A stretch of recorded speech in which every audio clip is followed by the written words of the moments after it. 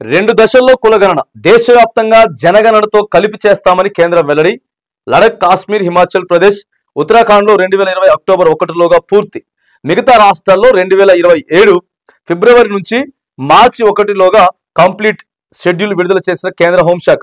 చివరిసారి 2011లో జనాభా లెక్కలు, 2021లో కరోనాతో వాయిదా, మళ్ళీ 16 ఏళ్ల తర్వాత సెన్సెస్ సర్వేనట.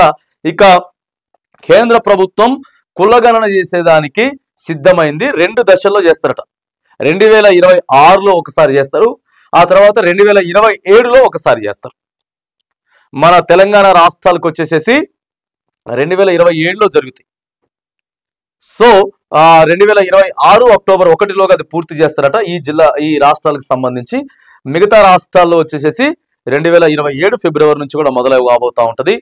మరొక సంచలన నిర్ణయం అయితే తీసుకొని డేట్లు కూడా ప్రకటన చేసింది కేంద్రం. తేల్చాలి ఎంతమంది ఉన్నారు, మొత్తం ఎస్సీలు ఎంత, ఎస్టీలు ఎంత, బీసీలు ఎంత, ఓసీలు ఎంత తేల్చి రాబోయేటటువంటి ఎన్నికలలో అటు కేంద్ర ప్రభుత్వమే పార్లమెంటరీ కావచ్చు, లేదా రాష్ట్రాలలో అసెంబ్లీలు కావచ్చు, ఇట్లా మరి ఎవరి శాతం వాళ్ళకి, ఎవరి జనాభా ప్రతిపాదికన వాళ్ళకి ఇచ్చేటటువంటి ప్రయత్నం అయితే చేయాలి. ఒక నూతన నిర్ణయం, కొత్త నిర్ణయం అయితే 2011లో జరిగినటువంటి సర్వే జనాభా దాదాపుగా 16 సంవత్సరాలు అవుతా ఉంది. After 16 years total national wide మరి సర్వే జరగబోతా ఉన్నది. కాబట్టి కేంద్రం నుంచి మాత్రానికి మేమంతా కూడా సిద్ధం అవుతా ఉన్నాం.